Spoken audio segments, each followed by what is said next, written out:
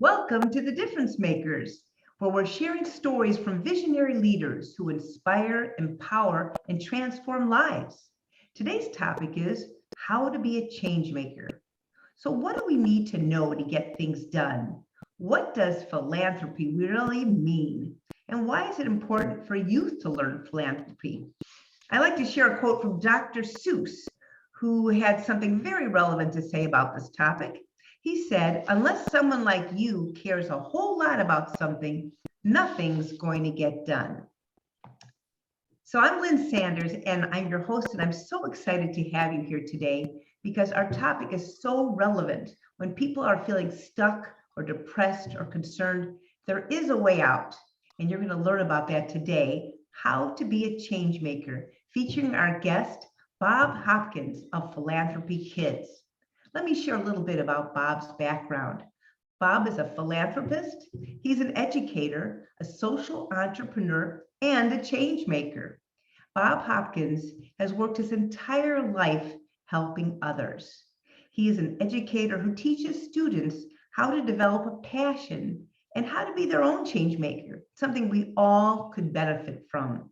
Bob loves the classroom, but his true passion is teaching others how to give back, how to make a difference. And that's what we're all about, making a difference in the world.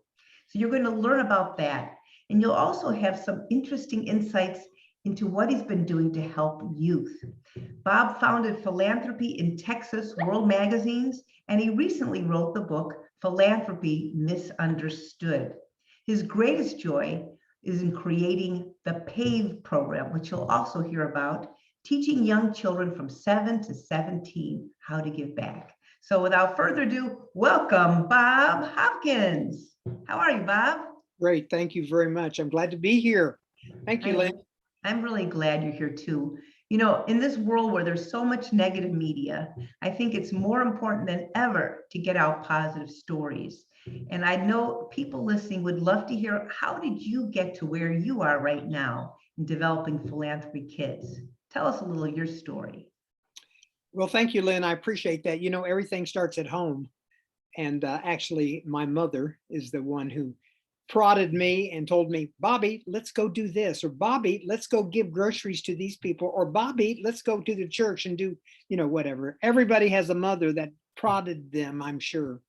And, you know, they also said, Bobby, please share. And everybody's heard, please share. And we do that. And I think everybody does share. What's the difference between sharing, giving, and philanthropy? Not a lot. Because Lynn, you know, when we all do something good for somebody else, we're a philanthropist. You know, it's not about money. It's about how we behave. It's about what we do. Do we smile? Do we frown? Do we pat them on the back, or do we do thumbs down, or do we do thumbs up? I mean, it all makes a difference. And that's what philanthropy is. It just means love of mankind, Lynn. You know, I think most people think of it in terms of just giving money. So that's a really interesting insight. It doesn't mean just money, right? Right. And, you know, some of the best philanthropists in the whole world, when they see my book and they want to see people who give the millions of dollars, they realize, you know what, philanthropy really isn't about money. Giving money is, those people are called donors. It depends, though, if you give money and have a heart with it and care about the project and get involved with the project and get on the board and help make decisions about how to build the building, then I think you can call yourself a philanthropist, but not until you actually have the heart and the soul to do good. I love that. So I'm going to ask a question that would sound obvious, but some people might not realize this. Why is philanthropy important, especially in today's world? Well, truly, we can't accomplish anything. We can't solve anything without philanthropy. We have 2 million nonprofit organizations in the United States. And I think we have like 43,000 in Texas or something like that. So there's a place for everybody. I mean, and there's a nonprofit organization for everyone. You know what? We wouldn't have the arts. We wouldn't have the symphony. We wouldn't have music unless we had philanthropy. All of those are 501c3 organizations, which means they're registered with each of the states. And that's what philanthropy actually goes through, are these nonprofit organizations. But can you be a philanthropist Without the nonprofits, absolutely. I don't need an organization to be nice to you. I don't need an organization to bring you groceries or to help shovel snow in your driveway. So, but you know what? I think it's in the billions, maybe the trillions of dollars that we have saved from people who actually volunteer their time to go do the things that a lot of countries use their government or rely on their government to do, like Wow. pick up the trash in the parks or pick up the trash in the neighborhoods or just do simple things. Yeah, but even beyond that, it's the people get a good feeling, you know. I don't know if people also could recognize by giving philanthropy of your time, people are also probably helping their own health, feeling better about themselves and contributing to the world. Well, that's a whole nother aspect that we have just recently researched and found out about is that we give not necessarily only to help others, we give to help ourselves Mm, because there's something that happens to us on the inside of our bodies that changes our self-esteem, that increases our health, that makes us feel better about ourselves, that lowers the stress, that just makes us healthier and wealthier. I say wealthier because they say the more you give, the more you get. Well, that's not only about money, that's also about health and taking care of yourself and joy and right. the private pats on the back that we love getting, not necessarily from another human being, but sometimes for some of us, it's God. That's so true, you know. So I wondered, how did you come about with the idea of teaching philanthropy to children, to youth of all ages? Well, And how do you this do is it? between you and me. I don't want to tell anybody else, but I'm a recovering alcoholic. I'm a recovering Oh, alcoholic, and I have 40 years of sobriety. But when I decided to quit drinking and staying out of bars, what do you do with yourself? What do you do with your life? So I started playing tennis and I started riding horses, and I started volunteering for the National Council on Alcoholism. And that year I won the volunteer award just because I loved doing what I was doing, and I love volunteering. I love talking about it to teenagers about what the ills could be with drugs and alcohol. mhm. And I found joy in doing that. And I was then hired by the National Council on Alcoholism. And Lynn, since then, I went to the fundraising school. And since then, I've raised millions of dollars for many organizations. And since then, I've just become a more joyful person. I have found the Wow. place that I need to be in this life. Wow, wow. Well, this is being recorded, Bob, so I don't know about keeping it so secret, but I think it's really important for people to know that you made lemonade out of lemons, that you took a negative and turned it around to touch lives of youth all over. So what exactly do you teach? How do you teach someone to be a philanthropist, especially youth? Right.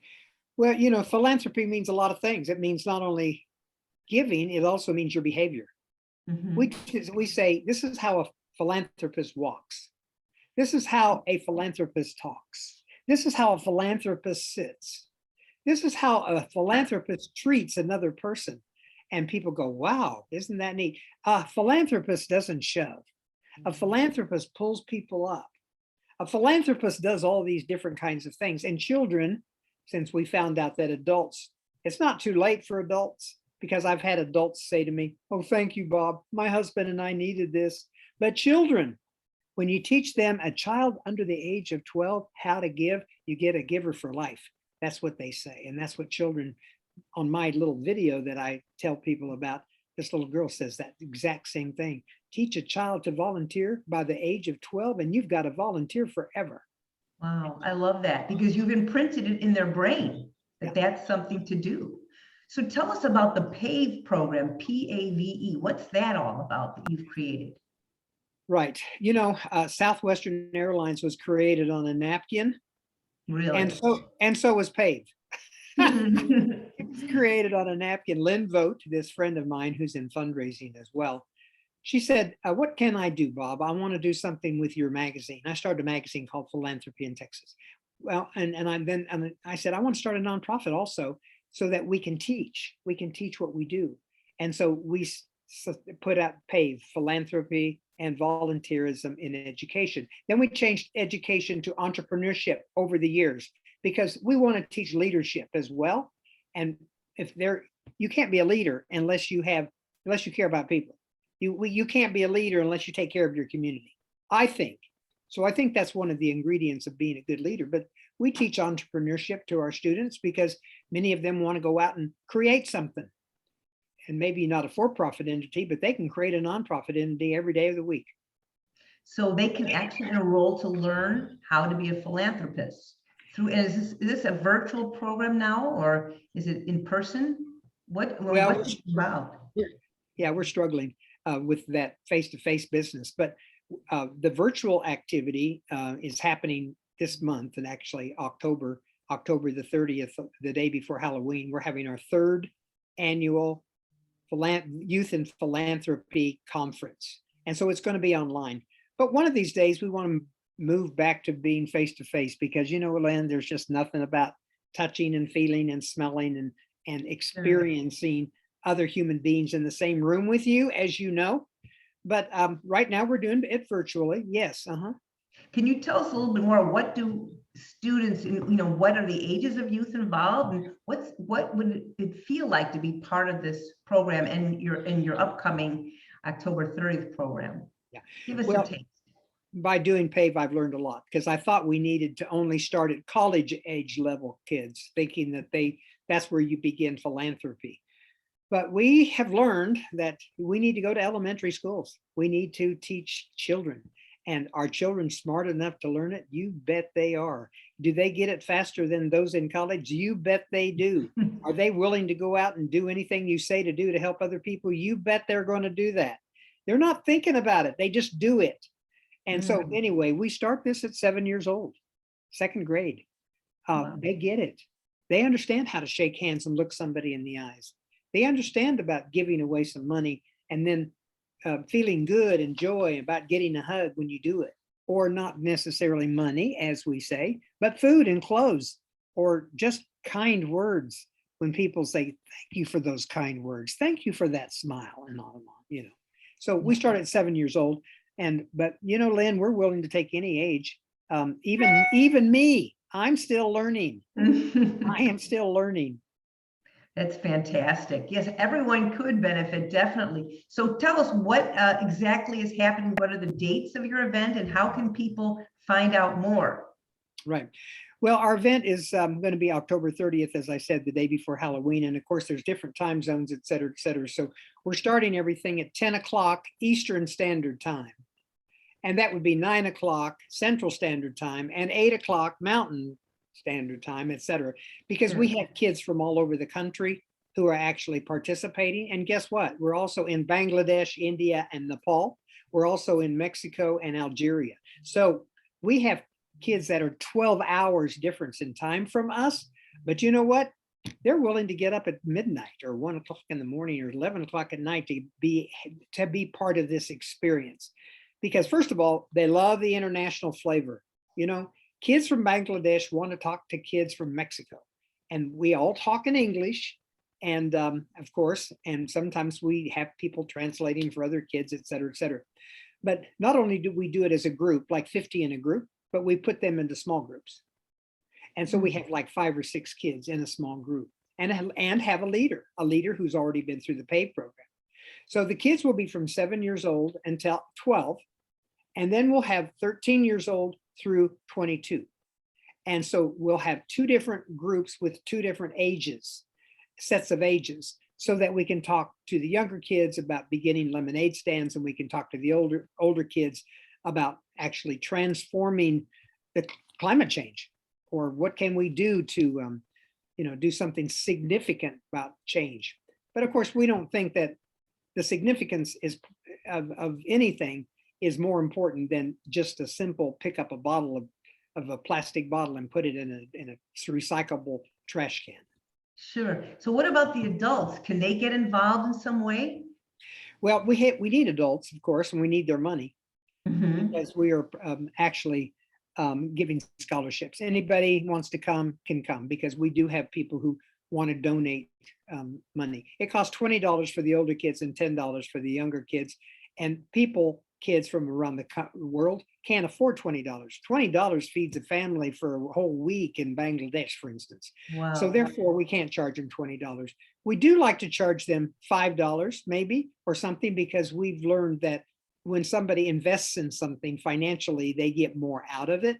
And then they for sure come to the event instead of thinking, well, this is a volunteer activity. If I don't go, it's not a big deal.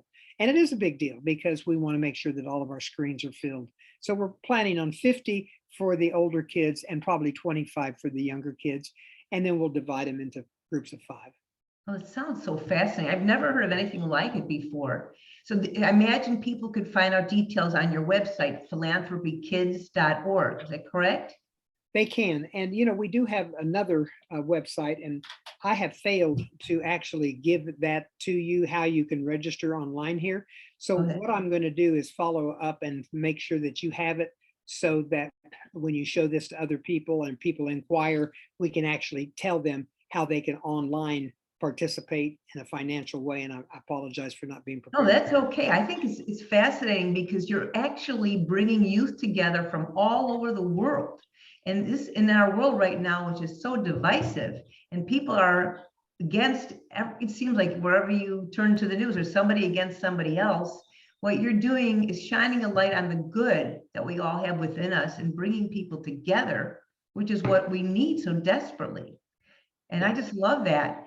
I'm curious what your book, Philanthropy Misunderstood, says that we all could benefit from.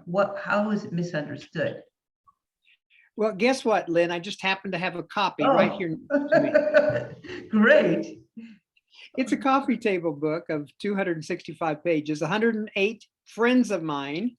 I'm old enough to have a lot of friends, Lynn. So it's not Right. about being popular. It's just that I've just been around a long time to develop many friendships, but also friendships in philanthropy. 108 people who have written their stories about what they do.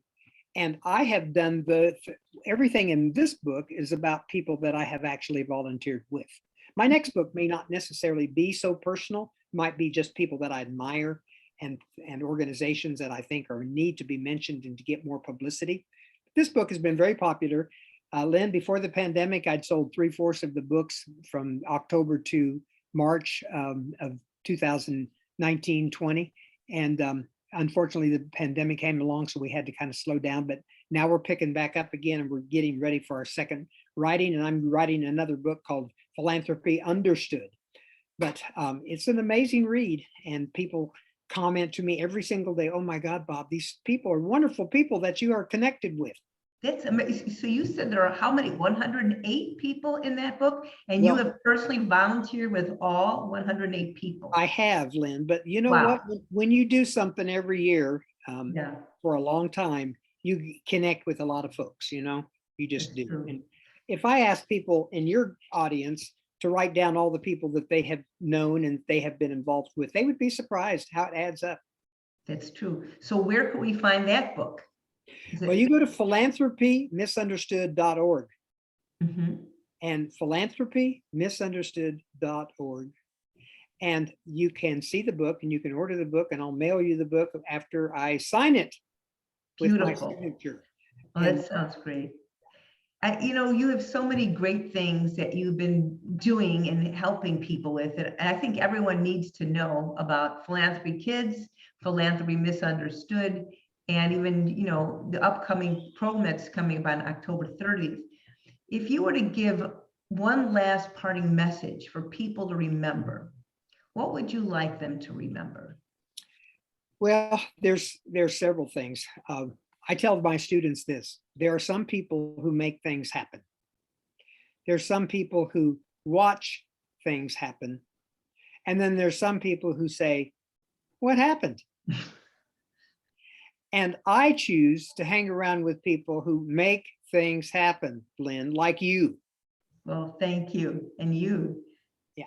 And so I think that's something that I think is important. You need a purpose. You need a passion. And students don't know how to create a purpose. So I bring people in who have a purpose, tell them, here's what my purpose is, and here's how I got it. So anyway, my purpose is philanthropy and teaching it. And maybe your purpose is building houses for Habitat for Humanity. Or maybe it's to write books for children like you are doing. Maybe it's social justice, Lynn, what you are doing. That's your purpose. That's your passion. Right. And everyone listening to this, you're obviously attracted to this information because you are also a difference maker. Because I know about energy, as I'm sure you do. We attract what we bring out into the world. So, Bob, I love what you just said, that we can make things happen. Everyone listening can be a change maker, can be a difference maker. And we can learn more from you by going to philanthropykids.org and connecting. So I want to thank you so much for your time and your wisdom. And I welcome everyone to get connected with Bob and learn more how you can be a change maker too with him across the world. Thank you all for listening and keep up the good work. Keep on making a difference. It counts.